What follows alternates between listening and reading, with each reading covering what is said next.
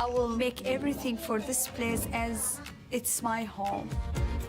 Edward comes from South Korea, Anna from Costa Rica, Leo from Mexico, and Malake from Syria. They each came to Germany for different reasons, but have all made a life for themselves here. At the beginning, it was tough. The most pressing issue was to find a job. It was a bit different than I expected. No one takes you seriously at the beginning, right? And especially if you said, I came with this background and I work here and work there.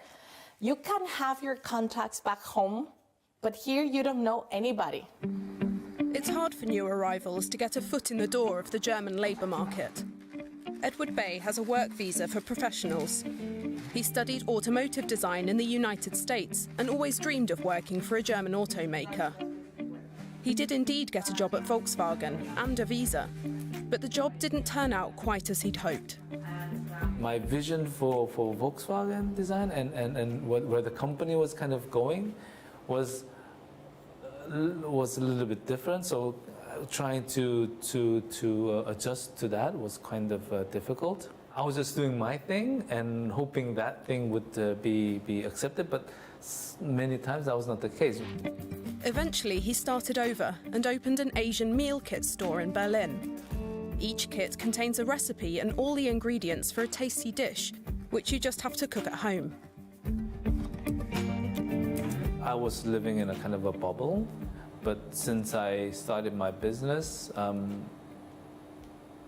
the local people, I mean, I know many of my customers by name,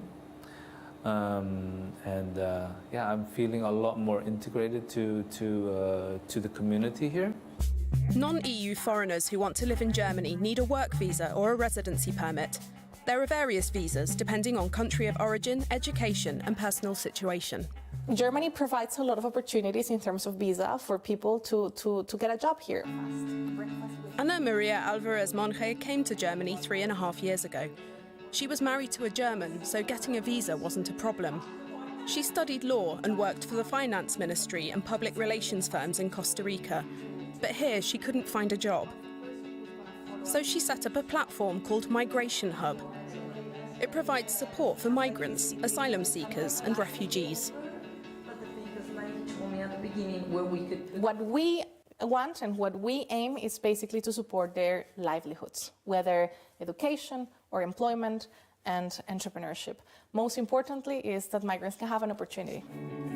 The entrepreneur wants to change what she sees as a widespread perception that migrants are not as competent as Germans, even when they're just as qualified. We need to change this narrative on that whatever we are doing, because we're migrants, we're not doing it in the same way as Germans are. We are even harder because we have to do it in a different language and get support to kind of understand how to go through, because we need to make sure that works. Moving to a new country involves finding somewhere to live and making a home. Yet another of many challenges. Me and my baby and my husband. We live in one room. I'm looking for a flat, actually. Malake Jazmati fled the civil war in Syria, where she had studied political science and literature. She started cooking more or less by chance. This place, it's like Syrian home. To put a lot of culture in my touch. She first set up a catering service and meanwhile has her own restaurant in Berlin. Nothing in life it's easy. Nothing. And also nothing it's impossible. Along with work, founding a company and finding a flat, there's also the language to learn. My German is totally rusty. I've forgotten it all. Berlin is so international, and everybody speaks English. And my job doesn't help either, because even the Germans here speak Spanish. It's love that brought Leo Legorreta to Berlin from Mexico City. He's a graphic designer, but pursuing his career here without having mastered the language is hard, if not downright impossible, so he opened a Mexican bar. My job consisted of talking to clients and developing ideas with them. Here, because I don't speak German, my talents were of no use.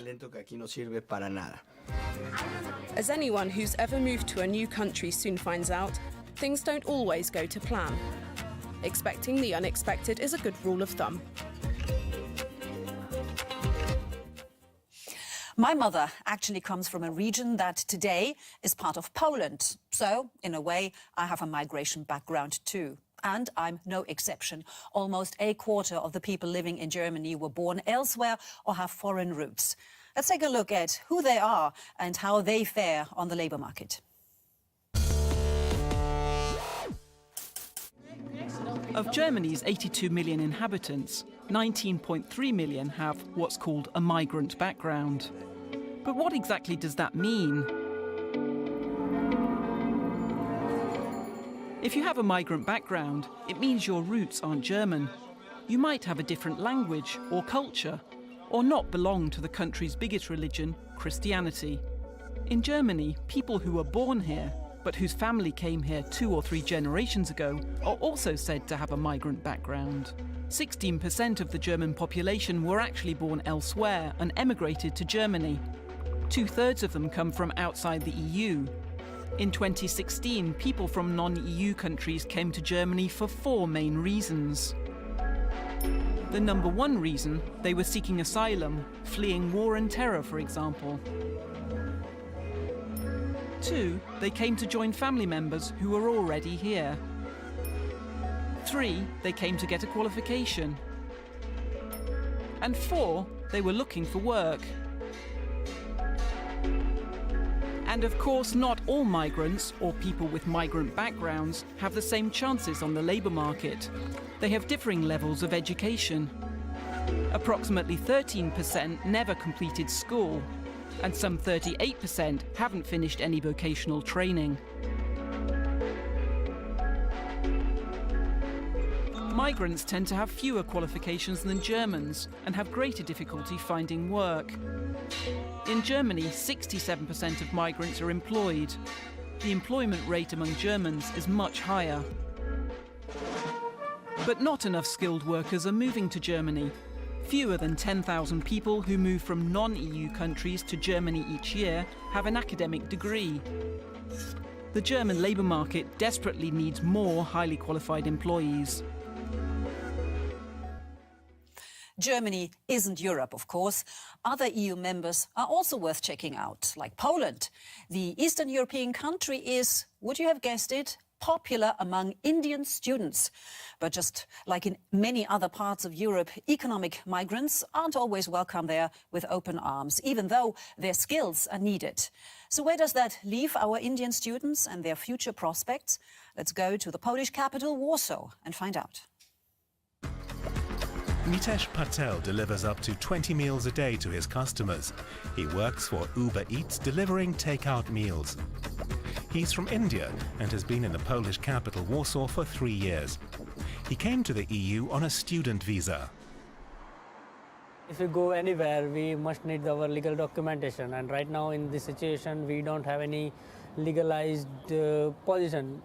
Don't know in such a position that we can't work, we can't apply anything anywhere. He's one of a number of Indians who live in Warsaw. His friend Mitul Patel is actually a pharmacist, but he has to deliver takeout food as well. His Polish isn't good enough to work in a pharmacy. I never thought like this, that I am working as a Uber delivery driver. But I have to do.